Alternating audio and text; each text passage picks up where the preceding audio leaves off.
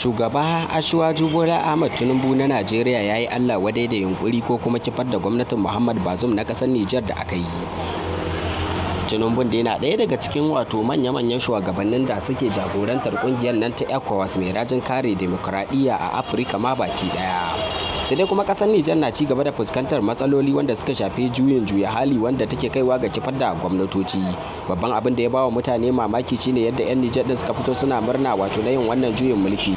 A daidai gabar da kuma mutane da dama ke ci gaba da tausaya musu na halin da suka shiga na kifar da wannan gwamnati ta Muhammad Bazoum. Amma abin mamaki sai gashi wasu daga cikin 'yan Niger din da kansu su ne suke murna na an kifar da gwamnatin Muhammad Bazoum. Har ma aka hangi wasu fitattun matasa na zanga-zanga a ofishin PNDS tarayya wanda kuma suka afka ma wannan waje inda suka ci gaba da ɗibar ganima. Wasu kuma na ƙona motoci da ke wurin. An dai tafka asara ta miliyoyin kuɗaɗe wanda za a iya cewa ba za su iya kirguwa ba. Har yanzu ba wanda zai iya faɗa maka ga adadin ko naira tiriliyan nawa aka rasa. A jihar dai ta Niamey za a iya cewa babban birnin tarayyar Niger din dukan wannan abubuwa a nan suka wakana wanda kuma mutane da dama na cikin wani hali duba da yadda za a iya cewa juyin mulki fa ba karamar matsala ba ce ga ƙasa. Yakan janyo karewa tattalin arziki da kuma wasu abubuwa da dama. Ya kasance kuma kasuwanci baya tafiya. Shugabanni dai a yanzu haka suna ci gaba da Allah wadai da wannan juyin mulki da aka yi a daidai gabar da kuma wasu daga cikin 'yan Niger din